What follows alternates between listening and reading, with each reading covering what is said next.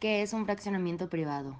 Las características generales de los fraccionamientos cerrados en la ciudad se pueden precisar por el proceso de desarrollo en expansión horizontal. Cuentan con un área común destinada para actividades recreativas de ocio y están amurallos como indicador de seguridad y privacidad. Sin embargo, las barreras físicas no han sido suficientes los últimos años y se han incorporado sistemas de seguridad complejos. Se localizan cerca de vías rápidas de circulación para facilitar el desplazamiento del lugar de residencia hacia áreas centrales de la ciudad, lo cual forma parte de la oferta inmobiliaria como un valor agregado. Los hay para ingresos muy altos, donde los terrenos son muy grandes y el área de contacto de la construcción permite un jardín muy amplio.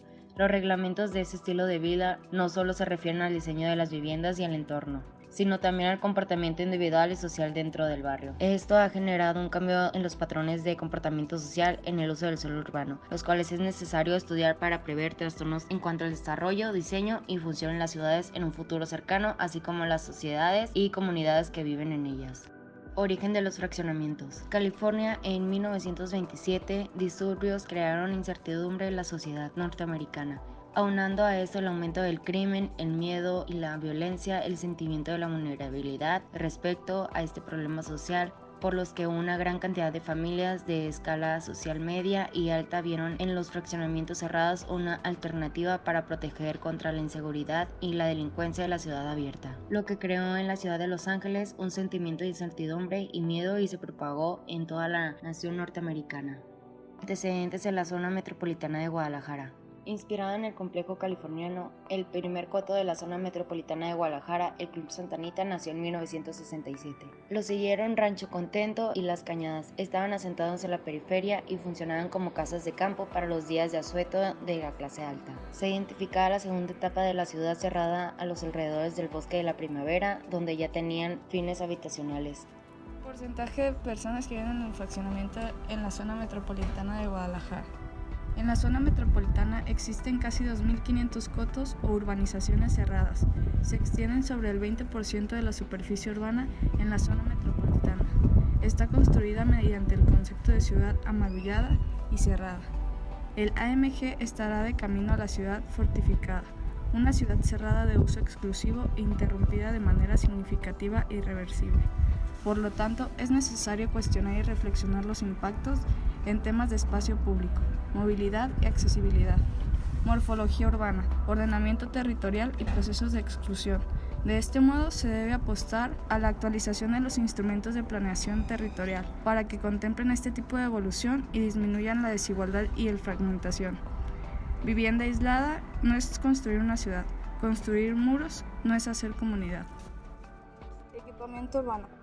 Como componentes esenciales del territorio, el equipamiento urbano ha tenido históricamente un papel fundamental en la atención de las necesidades básicas de los ciudadanos y han sido instrumentos valiosos para la construcción de las comunidades solidarias.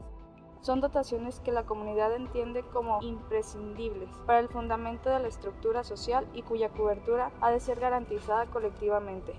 Esto significa que los equipamientos son espacios que cumplen con una doble función, pues además de proveer servicios esenciales, contribuyen con la construcción y el fortalecimiento de la vida colectiva. Esto es posible si el equipamiento se concibe desde el primer esquema de diseño como un lugar que no solo debe presentar un servicio determinado, sino como un espacio para proporcionar el encuentro, promover el uso adecuado de tiempo libre y generar sentido de pertenencia y orgullo a través de alto valor estético.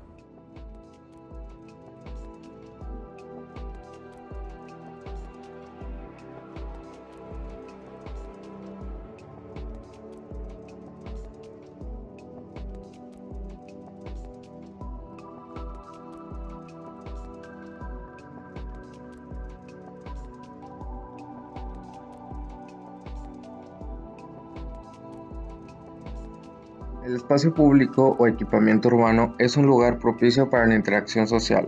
Esta se puede manifestar de manera positiva, pero también se puede manifestar de forma negativa, como es el caso del tránsito de vehículos ajenos a la comunidad, el tránsito de personas no deseables o posibles delincuentes, el aumento de delitos en la colonia, entre otras razones. De aquí, algunos ciudadanos han planteado la posibilidad de restringir el acceso a ciertos espacios públicos o incluso al cierre de vialidades. En los fraccionamientos cerrados, la primera exclusión se presenta al momento de separarse de lo que se llama la ciudad abierta. e intentar diferenciarse social y espacialmente de los pobres o marginales. En la búsqueda de cierto estatus, diferenciarse de los demás o bien tener cierto grado de seguridad por medio de bardas o sistemas complejos de seguridad. Esta exclusión nace del miedo hacia la ciudad abierta, miedo a cualquier persona que no sea como ellos, que no sea residente o que rompa el esquema de homogeneidad que supone el esquema de fraccionamiento cerrado. El espacio público supone pues dominio público, uso social, colectivo y multifuncionalidad. Se caracteriza físicamente por su accesibilidad, lo que le hace un factor de centralidad. La calidad del espacio público se podrá evaluar sobre todo por la intensidad y calidad de las relaciones sociales que facilita, por su capacidad de mezclar grupos y comportamientos, estimular la identificación simbólica, la expresión y la integración cultural. 1. No debe ser obligatoriamente generador de recursos económicos, pues de esta forma puede garantizar la cobertura por igual de necesidades básicas que algunos ciudadanos no estarían en capacidad de pagar. 2. Debe ser considerado como propiedad colectiva, reconocida como tal por el Estado y la comunidad. 3. Su distribución debe ser homogénea en el territorio, de tal manera que se convierta en el soporte complementario de las nuevas centralidades y garantice la equidad. 4. Tiene que ser flexible para cubrir rápidamente necesidades productos de un momento de crisis. 5. Se debe implementar o diseñar esquemas de viviendas horizontales, abiertos o incluso mixtos, donde se deje expuesto el uso de vialidades e equipamientos urbanos y solo se restrinja el acceso a áreas residenciales.